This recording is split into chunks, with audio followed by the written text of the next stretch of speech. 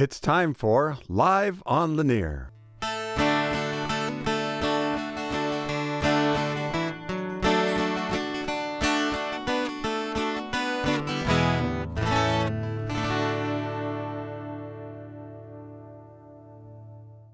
Welcome to Live on Lanier, a monthly podcast brought to you by the Lake Lanier Association. This month, we'll be talking to Lake Lanier Association board member Clyde Morris regarding the upcoming update to the Lake Lanier Shoreline Management Plan. The Shoreline Management Plan, or SMP as it's usually called, is the U.S. Army Corps of Engineers, Lake Lanier Project Management Office's rules and regulations pertaining to most all things on Lake Lanier, including individual dock permits and what is allowed on your dock.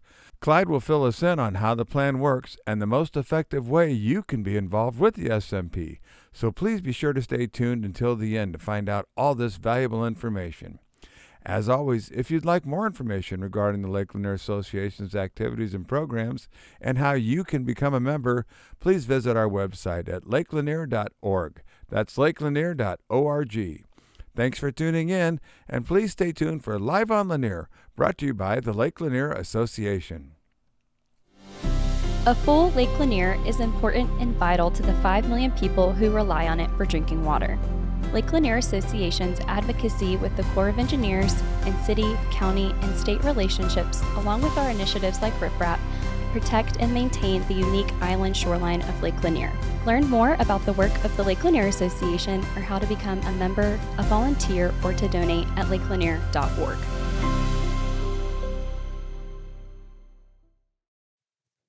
Well, welcome to Live on Lanier. We're coming to you from the Lake Lanier Association's home offices. Glad to be here with Clyde Morris. Clyde, thanks for taking the time to come in and visit with us today. Good to be here. Actually, in chatting before we started here, I found out you and I came to the lake in the same year, right around 2000, No right? kidding. Yeah. Wow. Yeah, I was coming up and around Aqualand Marina down on the south end of the lake, and you had a rather interesting start to your life here on Lake Lanier as well that ended up with some legislation that continues to serve homeowners here. I Could you did. tell us a little bit Yeah, about that, please? sure. Yeah, back in 2000, I actually put a contract down on the home that I live in now and discovered that it had an encroachment on the core property line that really needed to be fixed because it cut off my deck at a diagonal, and to take the deck off of the house would have rendered it unusable. Mm-hmm. So I put a condition in the contract that in order to close on the house, we had to get the encroachment fixed.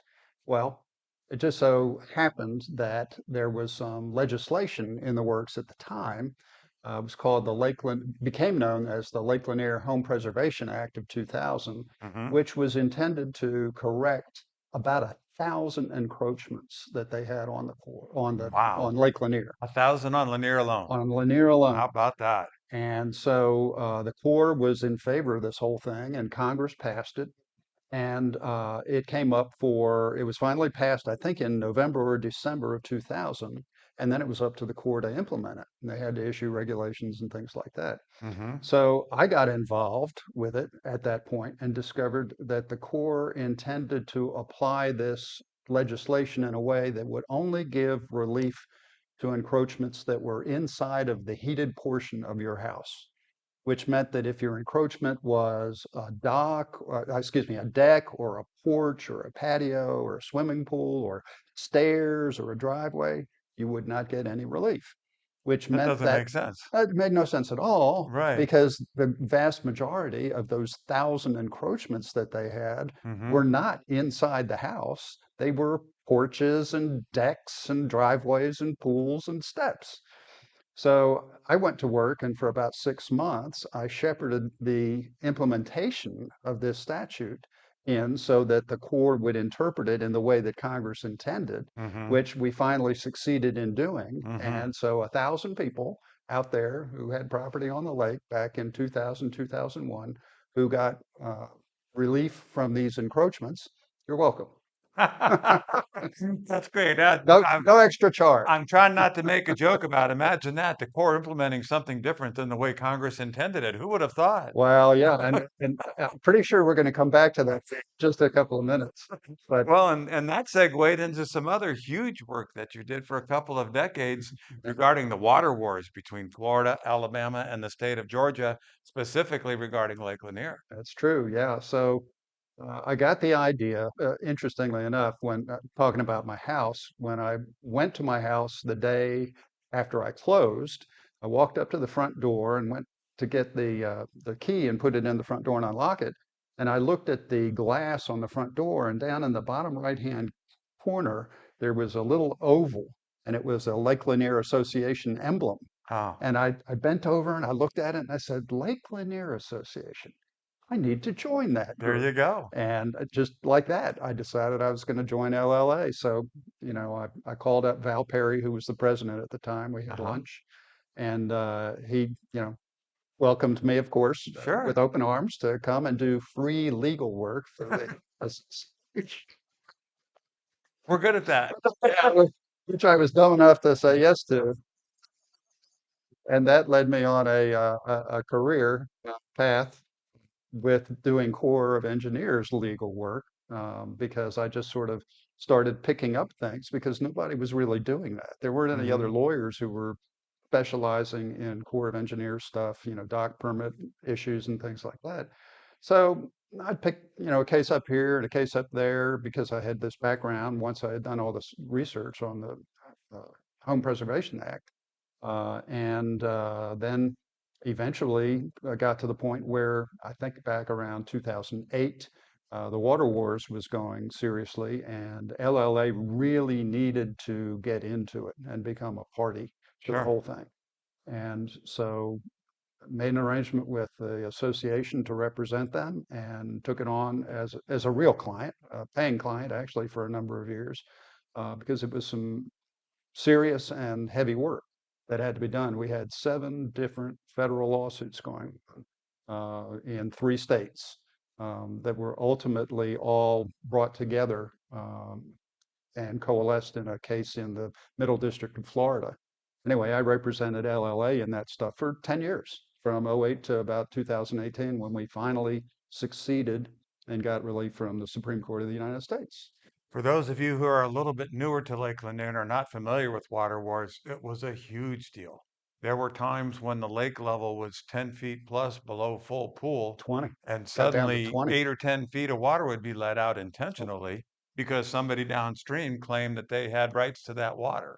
And you went from being, okay, well, this is pretty low to holy cow, we're in a serious drought condition here. And it was literally a battle between 3 states. Like you say, how many federal lawsuits involved? 7 different lawsuits. And it went on for a long time, 10 years plus? Well, believe it or not, it actually started back in 1990, Okay. which is incredible. Yeah. Although those cases were, they kind of lay fallow for quite a few years, for about 10 years before Hmm. things got revved up again. But it was really the big drought in 2008 that spurred the association to get into it, because our mantra at the time was clean and full. We wanted to keep the lake clean and we wanted to keep it full. And for us to fulfill that mantra, we had to do something, and that meant we had to get into the litigation and actually Hmm. become a litigant. Hmm. So here we were, working side by side with the state of Georgia and the Atlanta Regional Commission, big operations, big government operations with huge budgets. And here's little old Lake Lanier Association, which had no budget for litigation at the time. Uh, Yeah. and we're up there. We were really punching above our weight, uh, doing that. Well, and it was a real milestone moment when that came full circle because in the 2000s, we had gone through a couple of droughts, and each one of them Yeah. preceded by major letdowns in lake level for navigations or snails or whatever somebody else state-wise claimed was necessary. And it was, if you pardon the term, a watershed moment when we actually came out and won that suit at It the end of was. it all. It was. So congratulations to you and the Lake Lanier Association and Yeah. everyone who was involved in that. And it all goes full circle back to you saw the name there when you were putting your key in the door and decided to join. Thank goodness for all of us that you did. Well, thank you. Yeah, I appreciate it. It's been very rewarding. 20 years now I've been working with the association. And with the exception of the work that I did on the water wars, it's all been volunteer work, just Mhm. like you, just like all the board members. We don't get paid. We do Mhm. this for our love of Lake Lanier. Sure, absolutely. Well, and part of our hope in having this conversation today is to encourage people to join the Lake Lanier Association. This is a great example of some of the successes that we've had because we have the membership numbers that we have. And we have the people that are so dedicated and passionate and donate so much of their time and the things that have to be paid for professionals. We figure out a way to raise the money to get those things done. Yep. This isn't a little startup trying just to have a fun day on the lake. This has been going on for a long time. There's been some really big issues that have gone our way due to a lot of hard work by a lot of Indeed. dedicated people. Indeed. A lot. And it's given you a really nice background to our benefit as well for a relationship with the U.S. Army Corps of Engineers, who, of Yep. course, the Lake Lanier Project Management Office oversees most of the things that happen here on the lake. They do. They do. Right down there off of Buford Dam Road. Mm-hmm. And, Yep. and we work a lot with them. We do a lot of stuff with them. In fact, we have a memorandum of understanding with the Corps of Engineers that basically is a legal underpinning for us literally working with them on these projects. Mm-hmm. And we, as you know, we've got a lot of projects, and I think hopefully in a future podcast coming up real soon, we're going to talk about a riprap project, um, which is called Project, I've forgotten the name of it now. Project Armor. Project Armor, that's Yeah. right. New name this year. Yeah. Um, and that's a big deal. That's a lot of money and a lot of work and heavy lifting by big industrial sized companies that do that. And Sure. that is not something that would be happening if it were not for our relationship with the Corps of Engineers. So, Skip's going to be on with us, I believe, in January, and we'll talk right. more about that. But that's also another great example of what happens when you have partnerships and working relationships with the governmental bodies Yep. instead of an adversarial rubbing, banging heads, which really doesn't benefit either side. But Project Armor, Project Armor is a mile of riprap being added to shorelines on islands all over Lake Lanier that were deteriorating away. It was just a Right. matter of time before they were going to be nothing more than an underwater obstruction and Right. have to be marked and going to cause even bigger problems. And relationships with different counties and different county administrations, including Hall County, where our offices are located here, has enabled us in the course of this current year that we're in until about a year from now, to literally do an entire mile of shoreline. Yep. That's a big deal. That's a lot It of is. island time. It is. That's They're a lot of work. really, really proud of all of that. But back to what we're here more to talk about today is there's a plan out there. It's called the Shoreline Management Program, or the Shoreline Management Plan is Plan. the right word Yep. for it. The last time it was updated is in 2004. If people are not familiar with it, which I don't know how many are not, but it literally regulates and dictates almost everything that can happen on all of our members' residential docks, as well as the marinas, the clubs, everywhere else on the lake. Tell us a little bit about the background of the Shoreline Management Plan and what we're dealing with now. Okay. I'll do that. The initialism, SMP, is an abbreviation for Shoreline Management Plan. A lot easier to say, so I'll just say SMP. The from now on. SMP, we've got that. At least people know what I'm talking about when I say SMP. So the SMP, the first one that I am aware of that the Corps created for Lake Lanier was back in 1988. There may have been one before that, but I've never seen it. So I can't swear that it ever existed. But Mhm. they had one in 88, and then that was redone in 2004, as you said. Mhm. So there was a 16-year hiatus between the first one and the second one. And we haven't had another one since. So we're Mhm. still working on the 2004 SMP. And the Corps is supposed to at least review the SMP. I believe it's every 5 years. Um, don't know whether they do or not, but in any event, there haven't been that many changes in the last 20 years. There have been some addenda that have been added. There was a change back in 2013, I believe it was, on the heels of the real estate collapse that happened in 2008. A lot of developers who had planned to put in subdivisions around the lake got just stopped in their tracks because of the big real estate debacle that happened. Mhm. Mhm. And so in 2013, the Corps of Engineers realized that they had a lot of community dock permits that they had issued to these developers that were expiring because they have a 5-year lifespan on them. And they determined that it would be a good idea to give these developers an extension so that they could get a final approved plat done by the government agency that was responsible for that, so that they could then get their community dock permit renewed and actually then go on and build their subdivisions and put the community docks in that were planned all along. So that's been over 10 years ago, 2013. So we're coming up 2025. Been a long time. So it's time, I think, for some changes to happen.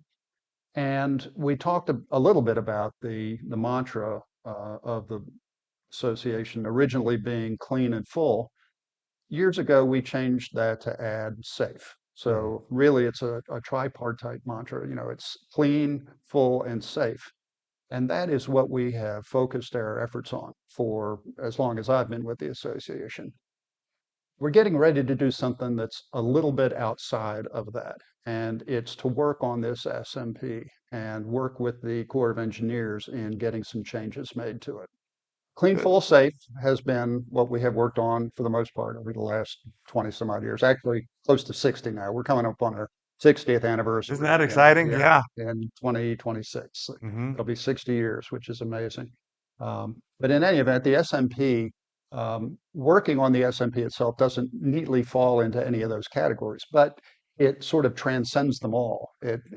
Because the SMP controls all of that stuff, we really feel like it's an important document for us to have some input on, especially for the benefit of our members. So this is going to be a value added for people who support the association, our membership, because they will finally get an opportunity to have a voice with the Corps of Engineers about what's contained in the SMP and the specifics about the rules that apply to them. Things like how big a dock can you have? Where can your dock be? How do you position it? Can you have a dock box? Can you have more than one dock box? Can you have overhangs? Can you have jet ski ports on the side of it? That sort of thing. What about your path down to your dock? Where does that go? Where does it stop? How many trees can you remove? Can you get any trees removed? What are the restrictions on getting trees removed? All kinds of things like that.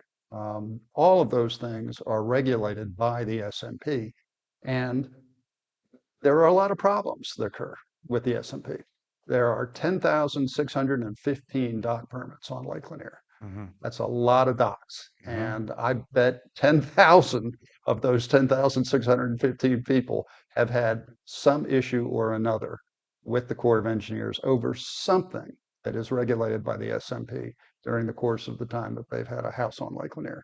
I know I have, and it seems like everybody that I've ever come in contact has as well. So this is a big opportunity for our members to be able to get in front of the Corps of Engineers.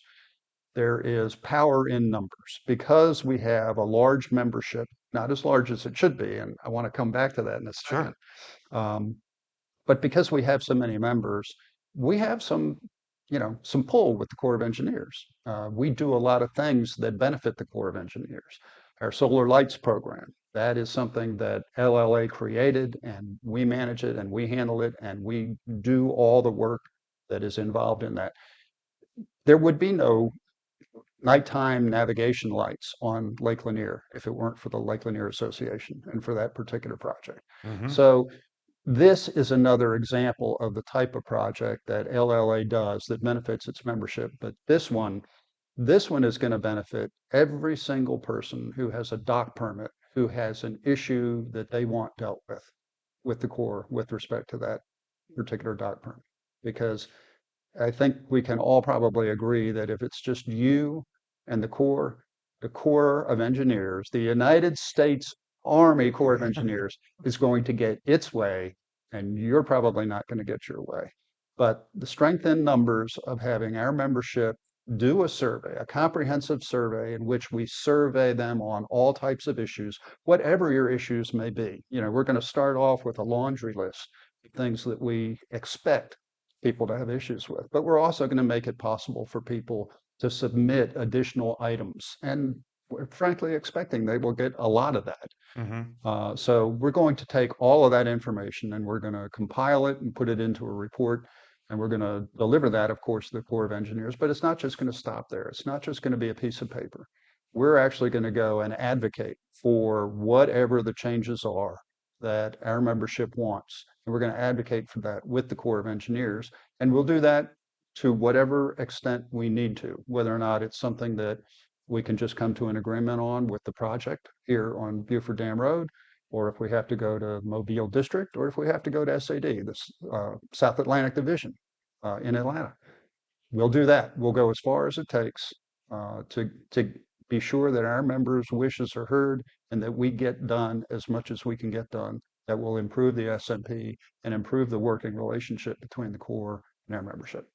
It's interesting you brought that up. I was just reviewing earlier in the day today some of the history of some of our successes, and they did go beyond the Corps of Engineers Project Management Office. Sometimes the Project Management Office's hands were tied. They have a boss, it's the military. They have a chain of command. Right. And because we represent as many people as we do in an organized professional manner, so sometimes we can get the ear of those people that are on that side. And it's amazing how many times one colonel further up the line or one general further up the line goes, that makes sense, let's do that. And it becomes so. Sure. I want to circle back to how important it is for people to, oh, go Let ahead. me stop there for just Sure. a second and make a comment because I don't want it to sound like it's us and them and us against the Corps. Right, right. I didn't mean to imply that if I did. Not that you did, but I think it's worth saying that there are times when, and I think you actually said that the project management office has its hands tied. They do things a certain way. I mean, if there's something in black and white in the SMP, that's as far as their authority goes. But it may be that we can get that changed at the division level down in Mobile. Sure. And that makes a difference because then the project does have the ability to do something differently. In my private legal practice, back when I was practicing and I was representing individuals with the Corps, the appeals always ended up going down to Mobile and sometimes further than that. But that's where the buck kind of stops, it's the project management office has to answer to Mobile. Mobile has to answer to the division office, South Atlantic Division, and South Atlantic Division answers to the Secretary of the Army. It's a big bureaucracy, and everything is dictated by rules and laws and regulations. And so you've got to be able to work your way through that morass of controls, legal controls, in order to get things changed a lot of times. So, well, and on that's where we on a little bit more of a micro level, sorry for interrupting you, but it always amazes me how you can have two different lakes that answer to the same project management or the same district office like Mobile, but each lake has its own set of rules. Each Right. lake has its own shoreline management plan. Yep. Lake Hartwell's shoreline management plan is not the same as Lake Lanier's shoreline management plan. Or as Alatuna's. Exactly. They And all have their and they both, Alatoona and Lanier, funnel right down the Mobile district. So right. Exactly. so the point of it is it's very centric. And this plan actually becomes somewhat of a Bible of what's allowed and not allowed. It does. And, I don't think it escapes most people that there was somebody that had to draft the SMP to begin with many, many decades ago. And, when you're sitting there drafting something in whole cloth, from the beginning, you sit there and you say, well, what do we want to do? What kind of rules do we want to put in place here? And whoever is drafting that document, it's their ideas, it's their opinions, it's what they think ought to be a good thing to do. Now, sometimes they'll have other agency, for instance, like the United States Park Service. They may have some things that they have set up in terms of environmental controls in order to protect water quality. And so the Corps sometimes will look at that and say, well, that's a good idea. Let's implement that. We'll incorporate that into our SMP. But again, as you pointed out, each lake has its own SMP. So there were different people who were drafting SMPs for each lake.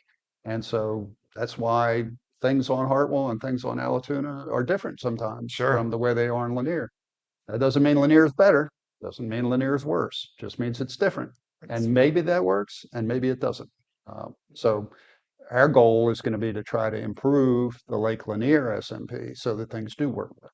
Yeah, this might be a good time to throw in that the Lake Lanier Project Management Office and the Lake Lanier Association have an excellent working relationship. We do. they're willing to listen. They're willing to work with us. Shore sweep doesn't happen every year without them.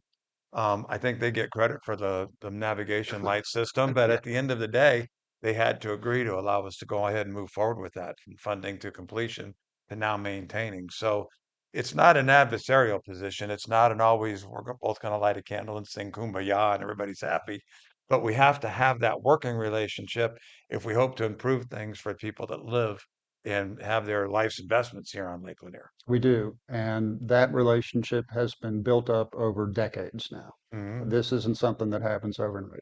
Right. With subsequent administrations that come into the project and into the division and even into SAD, we have had to build our reputation with them and our credibility, and we have done that over many years.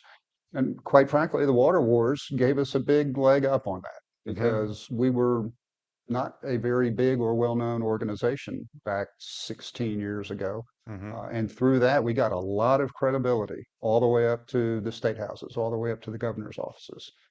So, it's the work that we've done over decades that has gotten us to where we are today. And that's what will carry us forward to tomorrow. Well, coming full circle in this whole conversation, in my mind's eye, it's not a lock that this shoreline management plan is going to be updated in the very near immediate future.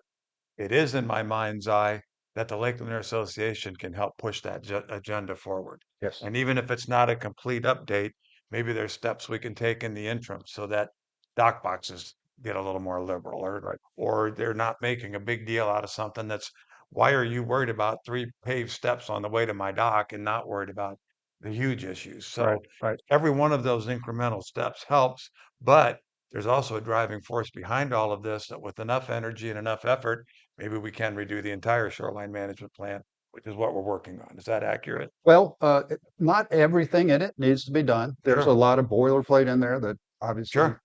probably doesn't need to be touched or hardly at all. Hmm. But there are some provisions that I think are more problematic than the others, and those are the ones that we'll focus on.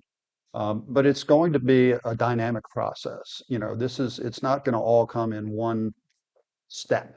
We're gonna Sure. we're gonna go back to the project to begin with. The project, I'm sure, will push back on some of our ideas, and then we will try and get to the point where we can come to an agreement with the project, maybe get them over on our side and to advocate for us with the division to be able to make these changes. But when we get there, there are a couple of different sort of levels of changes that can go on here too. Administrative types of things that maybe don't require the review by the division, won't require approvals or reviews or things like that. And then there are more significant things that are going to require a deeper dive, that are going to require approval and review by the division. Hmm. And those will take longer, but there will probably be a number of changes that we can get done at the project. And then there are going to be some that are going to have to, that are going to take longer. And we're going to have to continue to work those things. And we're going to have to go beyond the project to get those done. So the big point in all of this to everybody who's listening, and if you've got a friend or a neighbor who's a stakeholder on Lake Lanier or hopes to be someday, the Lake Lanier Association is your path and your voice to have any kind of input or effect at all on this whole shoreline management plan program. That's right. And thank you for saying that again, because I did say I wanted to come back to that. Hmm. I mentioned that there are 10,615 dock permits on this lake. We do not have 10,615 members.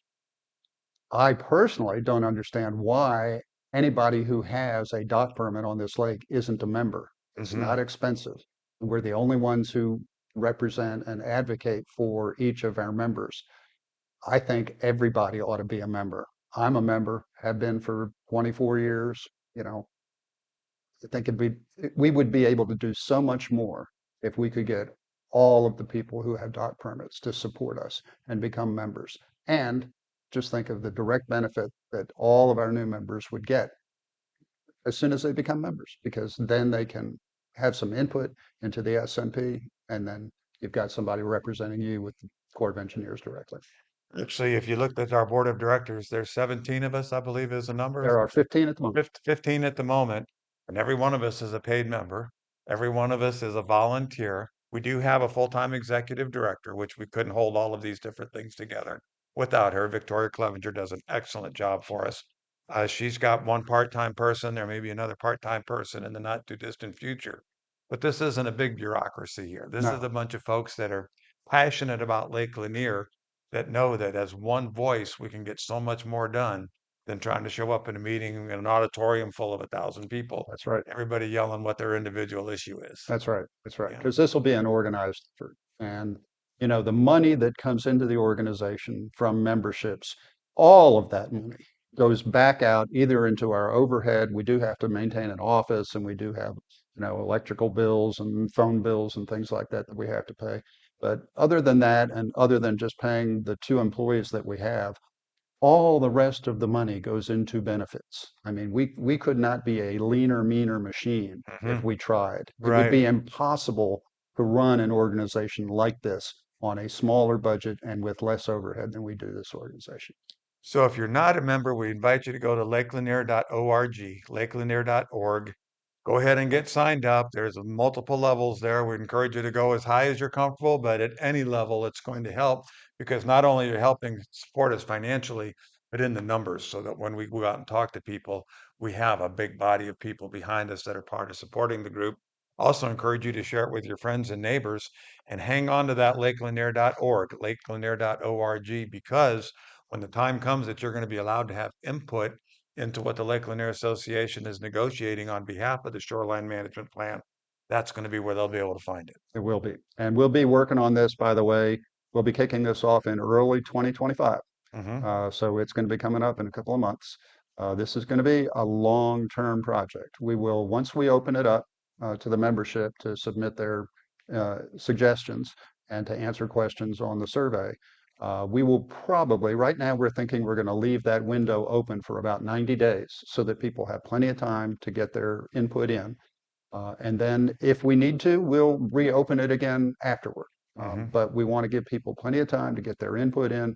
And then we will go hard at work to organize all that information, drill down into it, make sure we understand what the issues are that our members have, and then prepare a path to go forward with the project and the rest of the Corps of Engineers to try and get the work accomplished. Sure. And we've mentioned a couple of items, for example, one dock box or one or two lights or whatever the case might be. And those will be there. You can say, yes, I want you to go after that, talk about that. But if there's something we haven't thought of that you believe is important and ought to be represented, you'll have the opportunity to add that as well. Yeah, you'll be able to actually write it in or Mhm. type it in. Hopefully, we won't Type get it any. in. We won't get any hard copy. Everything's going to be electronic, but you'll be able to describe to us in detail what your issue is and give us background. Give us as much information as you want to. Um, you know, it's going to benefit you if you have a tough issue or something that's complicated. It'll benefit you to give us that information and give us the background that we need so that we understand it fully, so that we can advocate well for you. I'm glad you mentioned the amount of time this is liable to take. I was involved in a community marina that was getting funding through some government sources, and one of the guys says, "This is not going to happen as fast as you think that it is." And about 2 years into it, we gave him a plaque that said, "Your ability to assess a situation was in no way diminished by that remark." But the important thing is we're getting the process going. We're positioned to have the input. What we really need is the membership support by joining and by going in and doing the input. So when it does come online live, can you come back and visit with us and let's talk a little bit about how to Absolutely. get in there and register? Sure, and we'll do that, and of course, we'll keep people updated as the project goes along, probably through our newsletters. Well, actually, we'll probably do it through email, I'm guessing. I don't want to volunteer anything Yeah. to add to Victoria's workload. But I think anybody who participates in the survey is going to be interested in what's going on with it. So probably that would be our database of emails, or however people want to be contacted, to give them updates and keep them apprised of the project as we go through it. Great. And while you're there at lakelanier.org, take a look at all the other programs that we've already got going on. We talked earlier, we've got a mile of rock riprap going in on That's Shoreline. right. You've got the lights program going on. My personal favorite every year is Shore Sweep. It just amazes me the number of volunteers we have that come out and put so much time and effort into Unbelievable. cleaning Lake Lanier. And thank God we had another safe one this year. No And kidding. Thank you, Bonnie, the Queen of Shore Sleep. It couldn't happen without Bonnie her. And Putney, boy, I thought it was Victoria and all they do. And that's just a couple of them right off the top of my head. We do water testing every month.